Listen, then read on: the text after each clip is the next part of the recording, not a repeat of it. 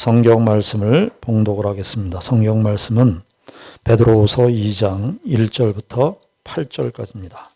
그러나 백성 가운데 또한 거짓 선지자들이 일어났었나니 이와 같이 너희 중에도 거짓 선생들이 있으리라. 그들은 멸망하게 할 이단을 강포로들여 자기들을 사신 주를 부인하고 임박한 멸망을 스스로 취하는 자들이라. 여럿이 그들의 호색하는 것을 따르리니 이로 말미암아 진리의 도가 비방을 받을 것이요 그들이 탐심으로써 지어낸 말을 가지고 너희로 이득을 삼으니 그들의 심판은 옛적부터 지체하지 아니하며 그들의 멸망은 잠들지 아니하느니라. 하나님이 번주한 천사들을 용서하지 아니하시고 지옥에 던져 어두운 구덩이에 두어 심판 때까지 지키게 하셨으며 옛 세상을 용서하지 아니하시고 오직 의의를 전파하는 노아와 그 7 식구를 보존하시고 경건하지 아니한 자들의 세상에 홍수를 내리셨으며 소돔과 고모라 성을 멸망하기로 정하여 죄가 되게 하사 후세에 경건하지 아니할 자들에게 본을 삼으셨으며 무법한 자들의 음란한 행실로 말미암아 고통당하는 의로운 롯을 건지셨으니 이는 이 의인이 그들 중에 거하여 날마다 저 불법한 행실을 보고 들으므로 그 의로운 심령이 상함이라. 베드로 사도의 두 번째 편지죠. 베드로후서의 말씀을 함께 생각을 하고 있습니다. 오늘 우리가 2장 말씀을 읽었습니다마는 어떻습니까? 좀 분위기가 좀 그전까지 내용하고는 좀 다르죠.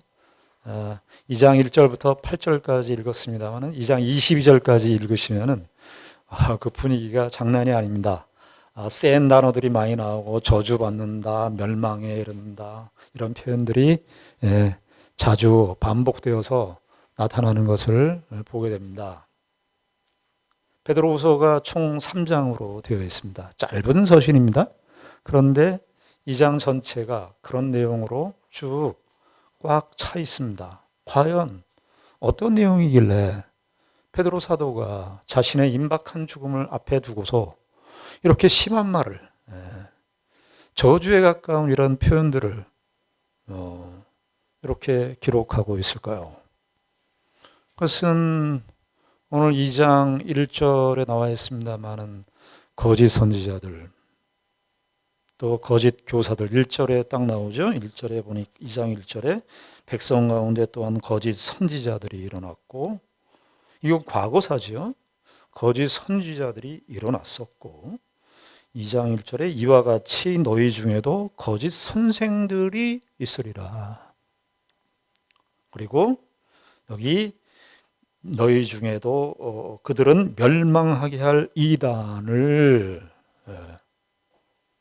베드로 사도께서 이렇게 심각하게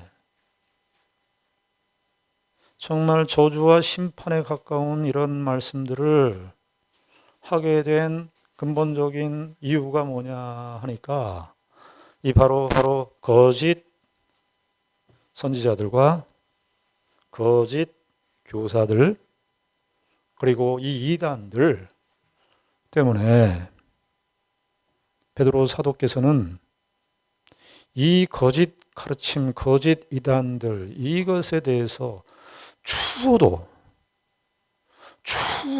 용납할 수 없다는 사실을 1세기 때 교회 성도들로 하여금 이 경각심을 불러일으키기 위해서 그저 신앙생활 하면서 그저 실수하고 연약해서 그런 넘어지는 그런 정도의 문제가 아니라 완전히 탈선하게 만드는 그러한 경향이 있기 때문에 기차를 타고 가는데요. 우리가 서울에서 부산까지 KTX를 타고 간다고 해보십시다. KTX 안에서 뭐 여러 가지 거기에서 뭐 갈등도 있을 거고 그렇지만 뭐 이런저런 일들을 겪고 뭐 그 기차 안에서 뭐 싸움도 있고 다툼이 있을 수 있지만은 그러나 궁극적으로는 궁극적으로는 부산으로 가는 거 아닙니까? 교회가 이 땅에 존재하면서 계속해서 교회 역사가 계속 진행되고 교회가 이 땅에 존재하면서 교회 내부에 이런저런 일들을 겪을 수 있습니다.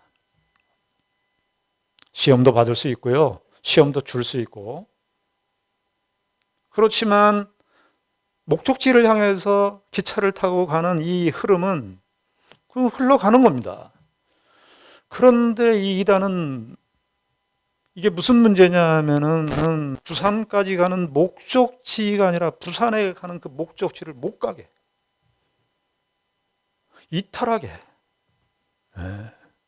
중간에 내리라고, 여기가 부산이라고, 여기가 목적지라고, 이렇게 말하는 사상이나 가르침들이 1세기 때 교회 안에 이미 있었어요. 여기 미래사로 되어 있습니다만은 이미 그들 가운데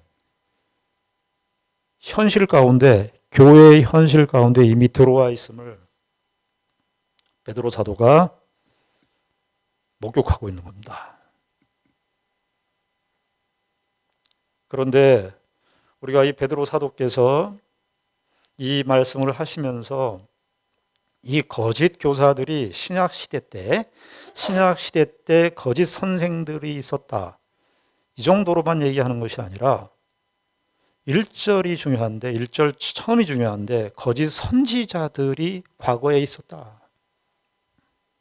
여기 2장 1절에 백성 가운데 거짓 선지자들이 일어났었다. 그러니까 이 목적지를 향해서 가는 그 기차를 탈선하게 하는 이 거짓 선생들과 거짓 선지자들이 신약 시대 때만 있었던 것이 아니고요. 거슬러 올라가서 구약 시대 때에도 거짓 선지자들이, 여기 복수로 썼어요. 거짓 선지자들이 많이 있었습니다. 여러 가지 구약 성경에 우리가 예로 들을 수 있겠습니다만은, 여러분 아합과 이세벨이 통치하던 북쪽 이스라엘의 시대를 아십니까? 이스라엘 역사 가운데 가장 암울했었던 배도와 배교의 시기였던 그 시절이 어떤 시대였냐면 아합이 통치하던 그런 시대였습니다. 그때 우리가 아주 잘 아는 그 엘리야와 거짓 선지자들의 갈멜산 전투가 있었지 않습니까? 그때 아세라 신을 섬기는 거짓 선지자 400명과 바알을 섬기는 선지자 450명이, 도합 850명의 거짓 선지자가, 구약 시대에도 우리가 구약 성경을 읽어보면 거기에 나옵니다. 사실은요, 더 거슬러 올라가면 하나님께서 이스라엘 백성들 가나안 땅을 앞에 두고 있을 때, 가나안 땅 정복을 앞에 두고 있을 때 광야 2세대들에게 너희들 가나안 땅에 들어가서 조심해야 될, 경계해야 될 여러 가지 사항들을 말씀하시면서 중점적으로 모세를 통하여 하신 말씀이 뭐냐 하면은, 거기 가면 꿈꾸는 자들이 있고 복술자들이 있고 하나님의 백성으로서 하나님의 말씀을 따라가야 되는 그 길에 탈선하게 만드는 거짓 선지자들이 너희들을 유혹할 것이다.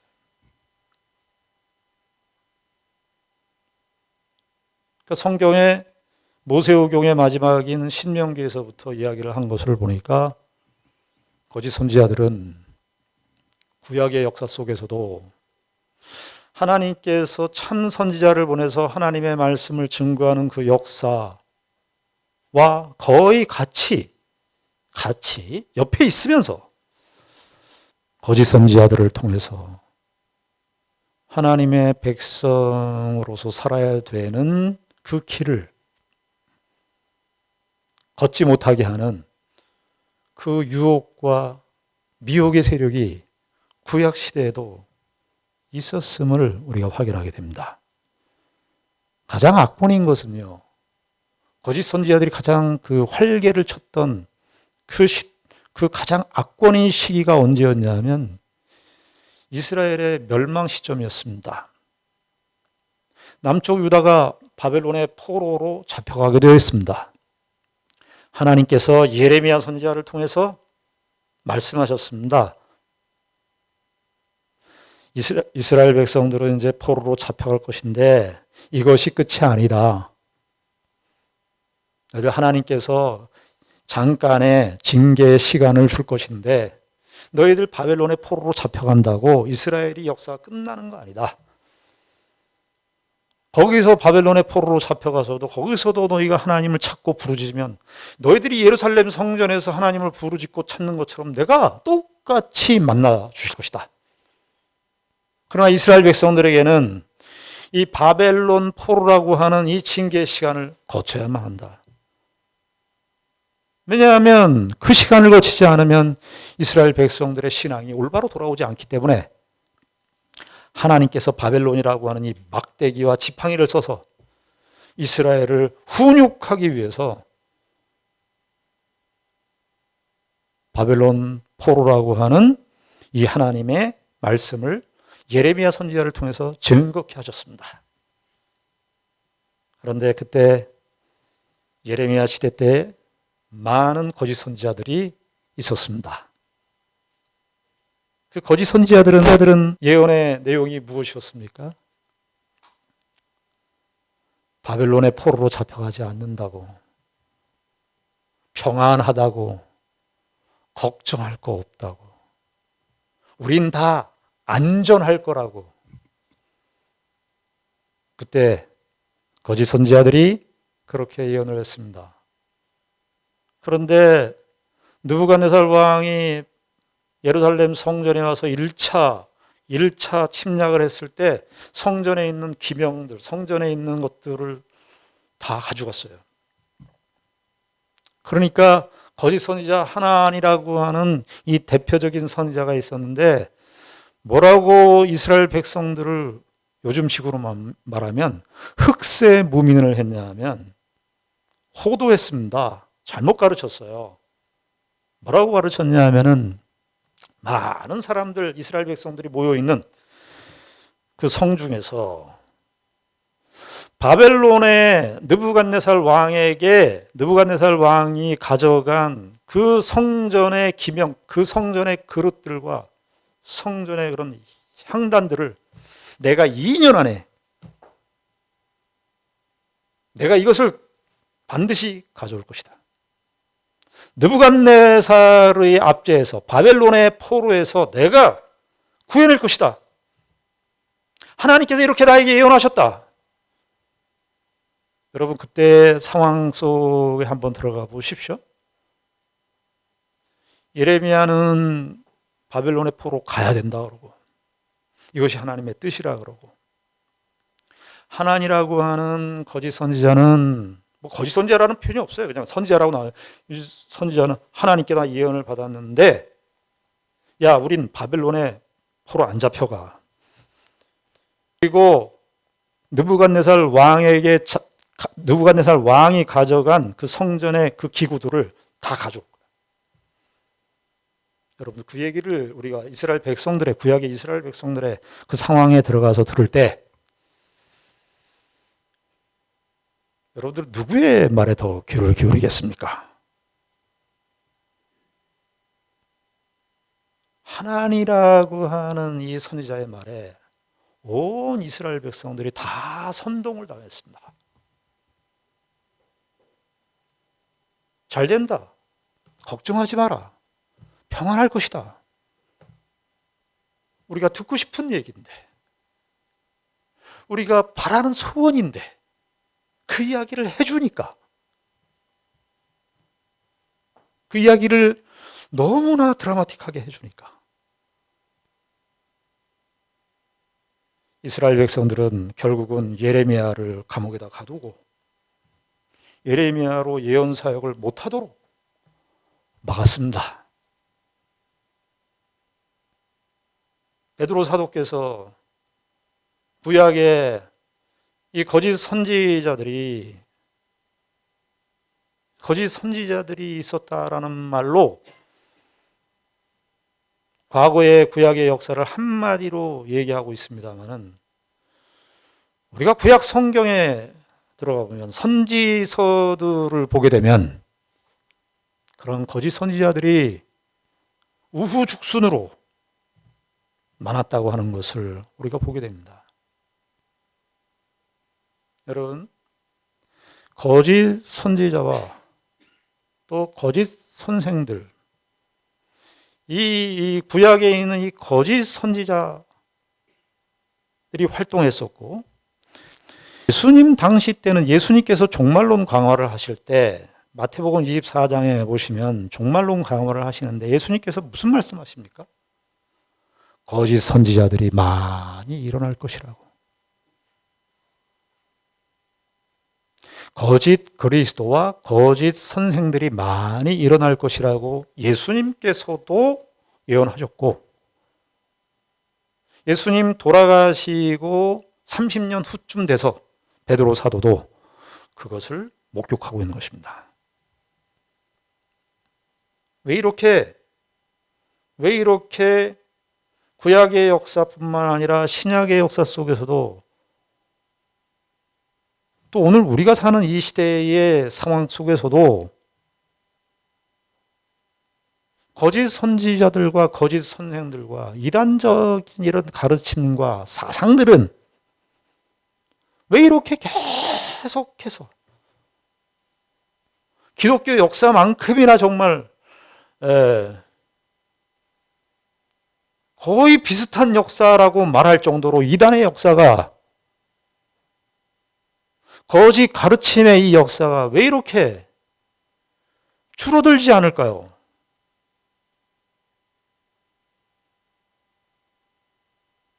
왜 그렇겠습니까? 그것은 수요가 있기 때문에 그래요. 수요가 있기 때문에. 아니, 이단들이 등장해서 거짓 선생들이, 거짓 선지자들이 드러나서 얘기를 해서 그것이 대중들에게, 백성들에게 설득력이 없었다면 잠깐 증거하다가 사라졌을 겁니다. 잠깐 얘기하다가 물거품처럼 사라졌을 거예요. 거짓 선지자들만의 문제가 아니라, 거짓 교사의 문제가 아니라, 거짓 선지자들이나 거짓 교사들이 말하는 그 내용에 동화되는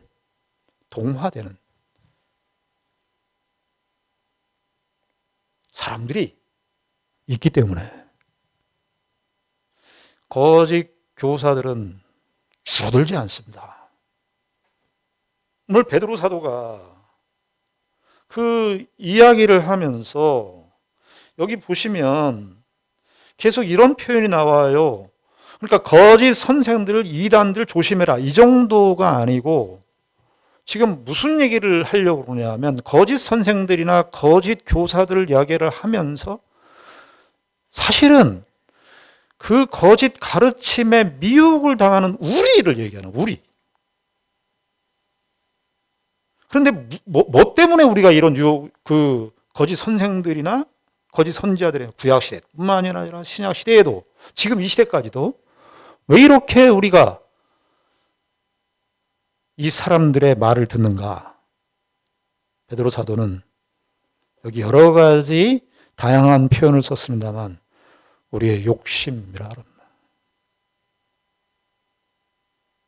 욕심. 여기 2절에 보면 이렇게 되어 있습니다. 여럿이 그들의 호색하는 것이라고 되어 있는데, 이게 방탕. 이게 사실은 어떤 의미에서 성적인 그런 표현이에요. 그러니까 이게 은유적 표현도 될 수 있고 사실적 표현도 될 수 있어요. 왜 성적인 그런 이야기들을 하느냐 하면, 성적인 본능처럼 인간의 본능을 자극시키는 게 없어요. 그런데 왜 거짓 선생들이나 거짓 가르침들이 왜 이렇게 우리에게 다가오냐면, 우리의 본능이, 이 욕심이 우리들에게 있기 때문입니다.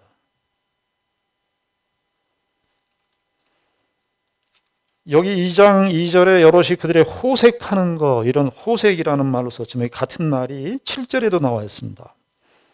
7절에도 보면 무법한 자들의 음란한 행실로 말미암아 고통당하는 의로운 롯을 건지셨으니, 거기 무법한 자들의 음란한 표현을 다르게 했습니다만, 다르게 번역을 했습니다만 원래 의미는 같아요. 단어는 같습니다.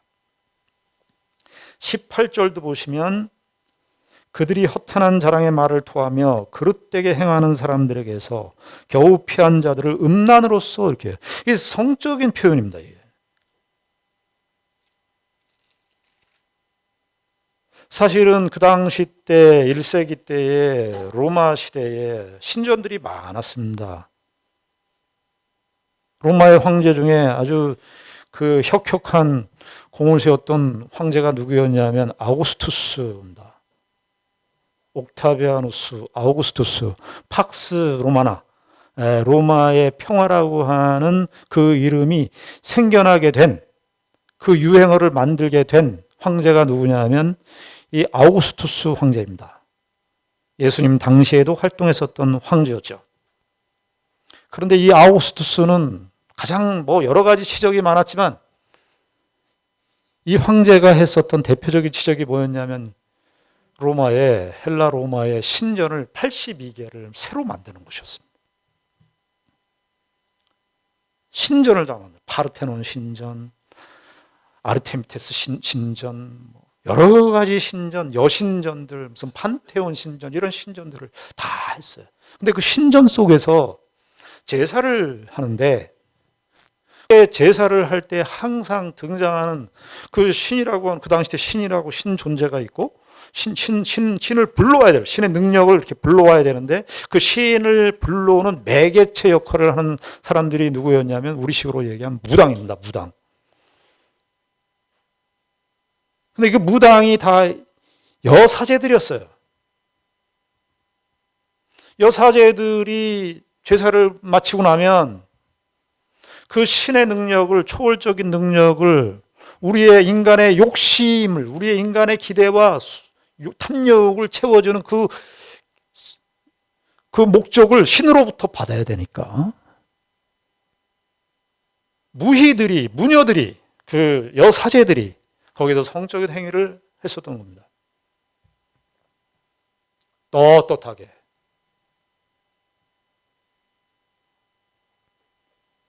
그래서 이것이 한편으로는 그 시대의 1세기 때에 있었던 그 신전들에서 일어나는 그 사건들을 표현하는 말이기도 하지만, 동시에 우리가 그렇게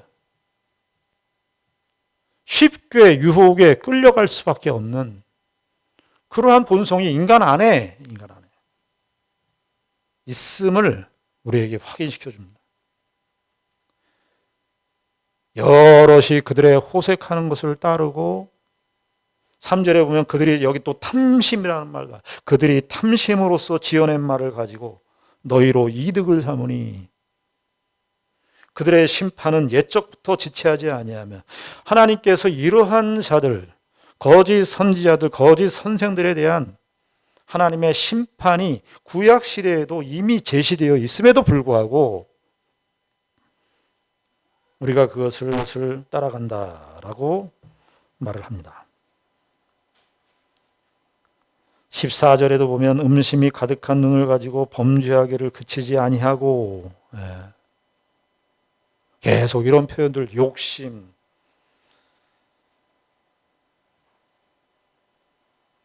15절에 그들이 바른 길을 떠나 미혹되어 불에 미혹되고,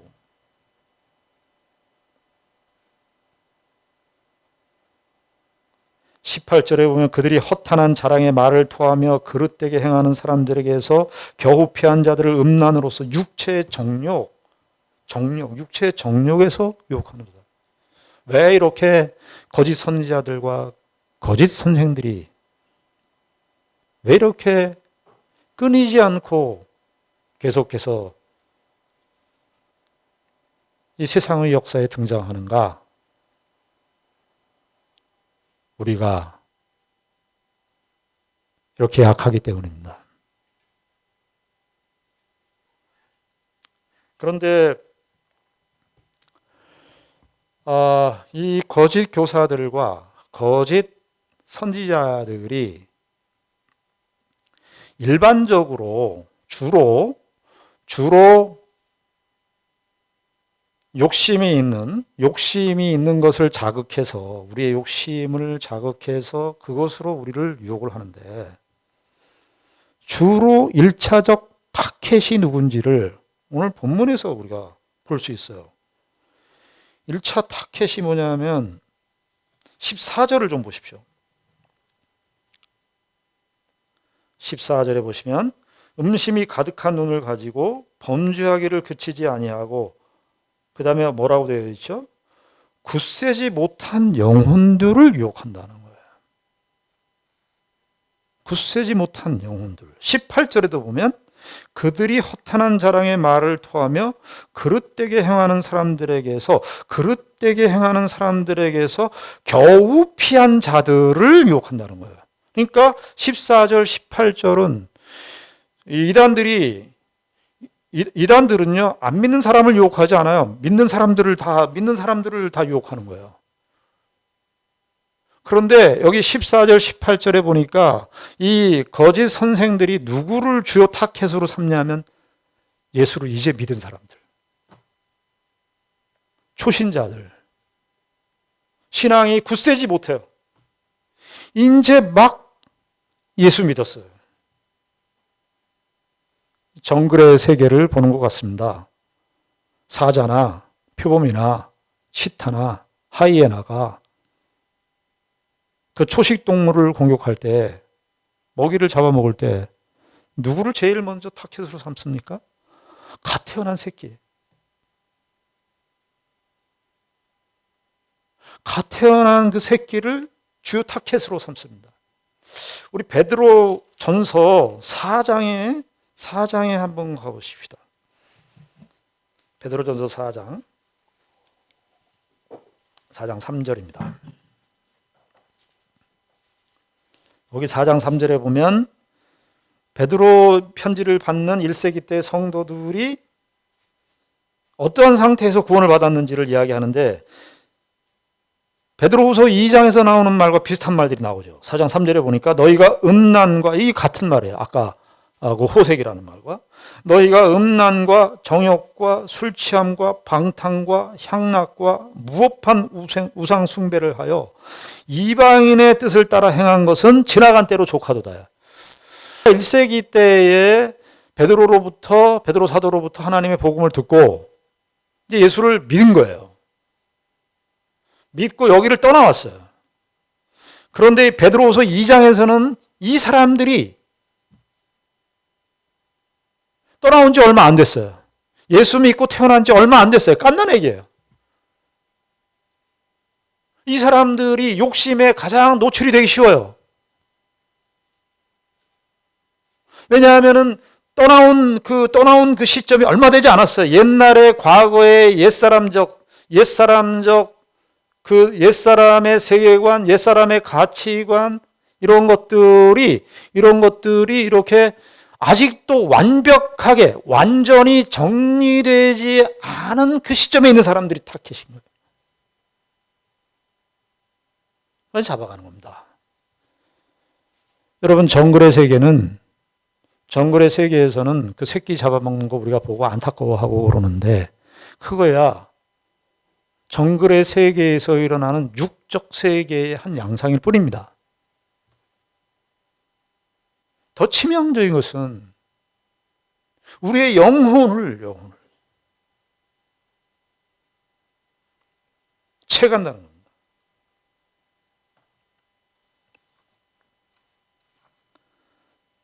그런데 여러분, 우리가 이단이라고 되어 있습니다만은, 이단, 신천지, 코로나 사태 때문에 신천지가 이렇게 부각이 됐는데, 안 믿는 사람들은 신천지나 교회를 다 똑같이 보죠. 신천지라든지, 요 앞에 동아솔레시티 앞에 포스온타운 앞에 있는 그 하나님의 교회, 그 이단입니다. 그 아주 옛날부터 이단이에요. 하나님의 교회라고 하는 거, 그 이단입니다. 여호와의 증인이라든지 안식교라든지 이단입니다. 베레아, 성락교회, 이 다 이단이에요. 그 기성교회에서 이단 판정 받은 데는 다 뭐 이단 판정을 쉽게 내리느냐 마느냐 이런 얘기들이 있습니다만은, 그런 데가 이단의 시비가 이렇게 있던 단체들이나 이런 것들은 다 조심하셔야 돼요. 그러나 그런 이단들이 어떤 것이냐, 그 이단이 뭐 그 이단이 저 이단이 뭐가 잘못되어 있고 뭐 이단 우리 뭐 교단에도 이단 대책위원회가 있습니다만은, 그래서 자세하게 뭐 설명하는 그런 책들도 소개되고 있고 교단에 배포도 되고 있습니다만은,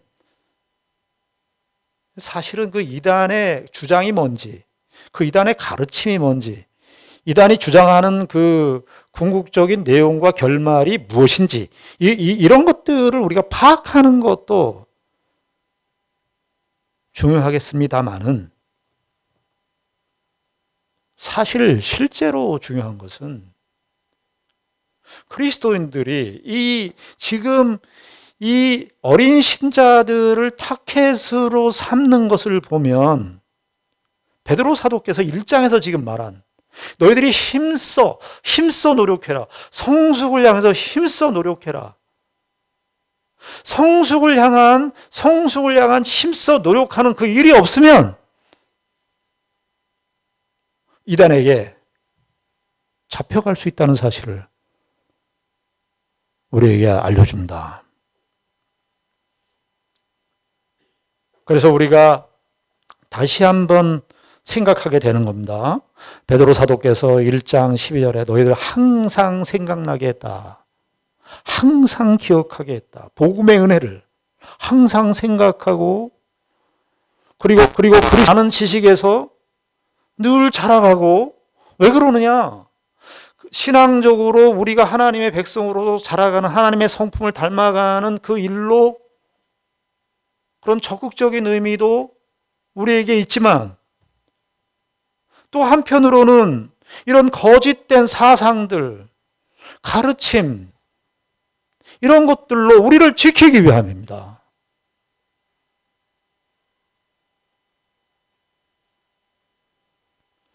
그런데 어떻게 우리가 그것을 지킬 수 있겠어요? 우리가 뭐 이단이 얼마나 많은지 알 수 없습니다. 옛날보다 이단이 지금 더 많아요.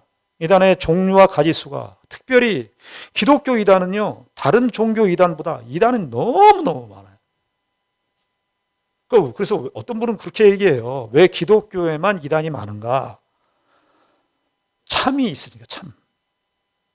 여러분, 그 짝퉁이라든지 가짜라든지 이런 것들은 모조품은 다 무엇을 모조품을 만듭니까?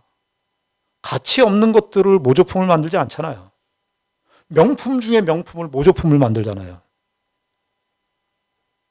제가 그림 그린 거 누가 그림 그렸다고 제 그림을 누가 흉내를 내서 팔겠습니까? 미켈란젤로라든지 유명한 화가들의 그림이 모조품이 나와야 그 모조품이 있는 거 아니겠어요? 왜냐하면 그 본래 화가가 가지고 있는 가치가 있으니까. 불교나 이슬람교나 힌두교나 이런 세상에 많은 민족보다도 많은 종교가 있지만, 기독교만큼 이단이 이렇게 많고 횡행한 적이 없습니다. 그것은 역설적으로 기독교가 참을 말하고 있기 때문에. 여러분, 성경의 역사가, 교회 역사를 보면 성경의 역사도 그 안에 포함되어 있는데, 성경은 공격을 그렇게 많이 받은 경전이 없어요. 그렇게 공격을 했어요.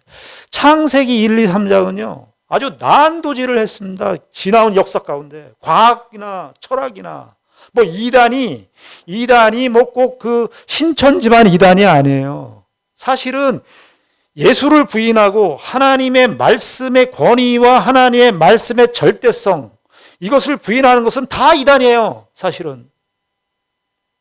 그러고 보면 신천지만 무서운 게 아니고 하나님의 교회만 무서운 게 아니라, 아이들 요즘에 자라오면서 교육을 통해서, 교육이 무슨 교육입니까? 진화론을 배웁니다. 진화론은요, 정확하게 얘기하면 창세기 1, 2, 3장을 부정하는 것입니다. 우리 아이들이 학교에 가서 진화론의 세례를 받고 나옵니다.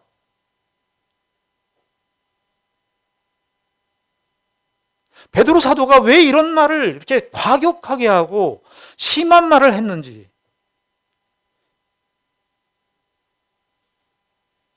우리 예수 믿고 하나님의 백성으로 사는 신자들의 삶에 있어서 지뢰밭같이, 여러분들 우리가 코로나 바이러스 너무 우리가 훈련받았어요. 코로나 바이러스 아주 무섭다고 훈련을 받았어요. 그러나 코로나 바이러스는 2020년도에 잠깐 우리 이 시기를 지금 지내오고 있습니다만은 그것보다 더 무서운 바이러스는 우리에게 예수 그리스도를 부인하게 만든, 여기 2장에 보면 이 이단의 목적이 뭐냐면, 2장 1절에 보면 이단을 가만히 끌어들여 자기들을 사신 주를 부인한다. 주를 부인하게 만드는 거예요. 그리고 2절에는 여럿이 그들의 호색하는 것을 따르니 이로 말미암아 진리의 도가 필요. 그러니까 예수를 못 믿게 하고 예수를 부인하게 만들고, 여기 2절에는 진리의 도예요. 그러니까 하나님의 말씀을 공격하는 거예요. 그러고 보면 무슨 신천지 이단, 여호와의 증인, 안식교 이런 것만 이단이 아니라 우리가 사는 이 세상의 철학적인 가치들, 사상들, 이런 것들이 우리 안에 이미 다 들어와 있는, 영향력 아래 놓여 있는 그런 상태임을 인식하셔야 됩니다. 무분별하게 세상에서 가르치는 거, 세상에서 말하는 거 아무 생각 없이 받아들이는 것은 매우 위험한 것입니다. 1700년대까지만 하더라도, 물론 1700년대부터 무너졌습니다만 계몽주의 시대 이후로 이성이 신이 되어버린 시대가 되었습니다. 이성이 신이 되니까 신을 부정하게 됐습니다. 신의 존재가 없다 이렇게 생각을 했어요. 그래도 그 시대에는 그저 신의 존재를 부정하게 됐다. 혹은 불가지론적인 입장을 취했습니다. 그것은 과학자들도, 아인슈타인도 신을 부정한 게 아니에요. 그냥 그것은 우리의 영역이 아니다. 그 정도로만 얘기를 했어요.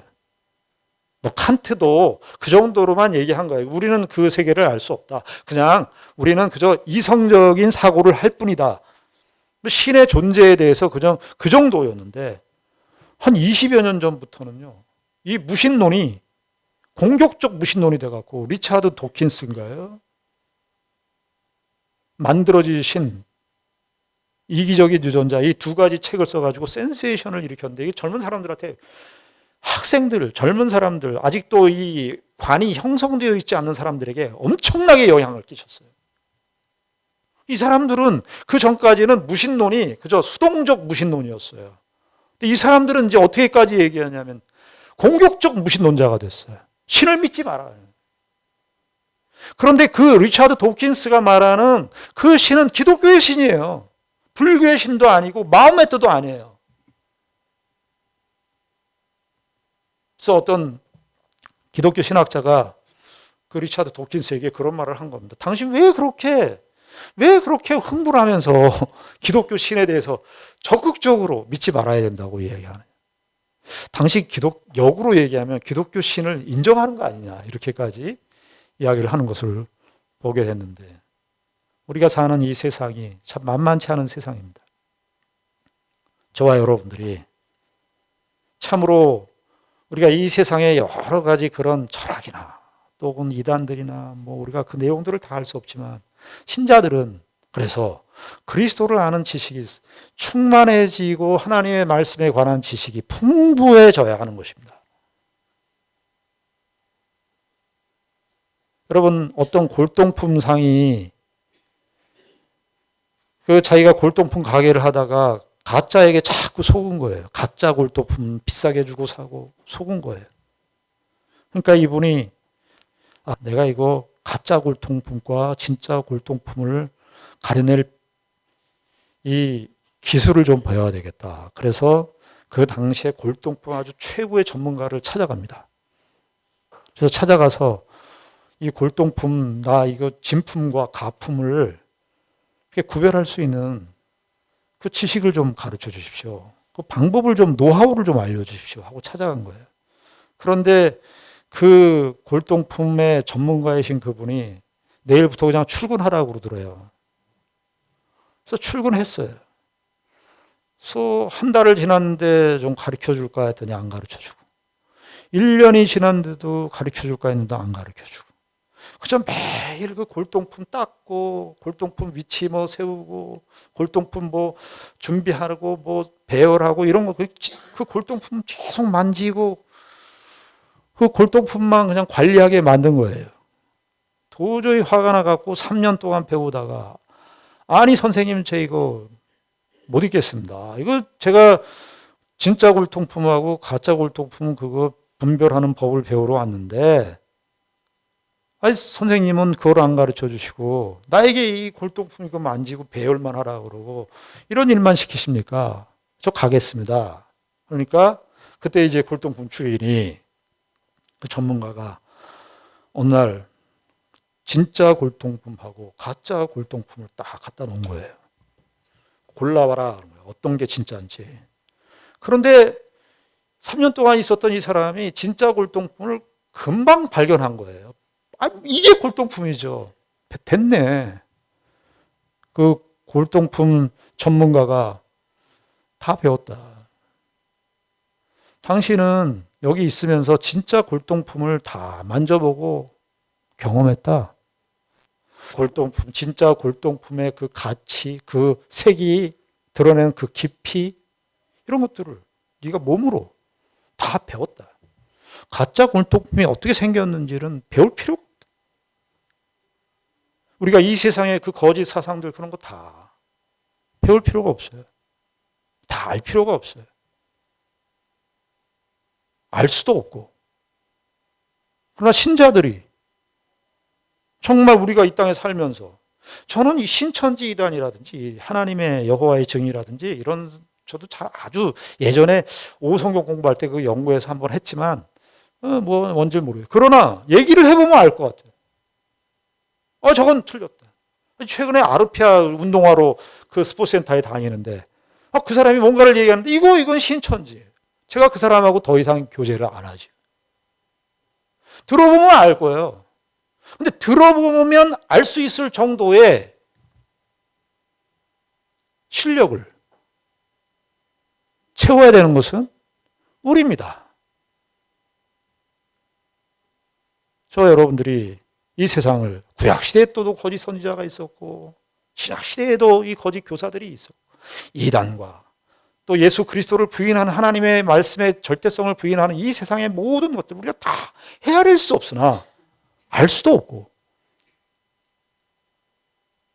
하나님의 말씀을 통해서, 그리고 하나님의 말씀이 계시하시는 그 예수 그리스도의 그 구원에 관한 그런 풍부한 지식들을 우리가 잘 배우고 깨달아서 하나님의 백성으로서의 그 길을 걸으면 우리가 그 하나님의 그 크신 축복과 은혜 속에서 참다운 하나님의 백성의 길을 걷는 것입니다. 바로 이 믿음의 길을, 신앙의 길을 잘 분별하고 걸어가시는 귀한 은혜가 있기를 바랍니다. 기도하겠습니다. 하나님 아버지 은혜를 감사합니다. 우리가 베드로 사도의 교훈을 함께 생각하면서 그 이단들, 거짓 선생들, 거짓 선지자들의 그 가르침과 그런 모든 내용들이 기독교 역사만큼이나 오랫동안 지속되어 왔지만, 우리가 배워야 할 것은 하나님께서 우리에게 계시하신 이 말씀, 그 예수 그리스도의 구원에 관한 모든 교리들을 우리가 충분히 배우고 아는 것입니다. 그리스도를 알아가는 이 지식이 우리에게 풍부해질수록 이 세상의 헛된 것들이 보이게 마련인데, 아버지 하나님, 우리로 신앙에 열심을 내게 하시고 하나님을 알아가는 일에 더욱더 힘쓸 수 있는 저희들 되게 하여 주시옵소서. 예수님의 이름으로 기도드리옵나이다. 아멘.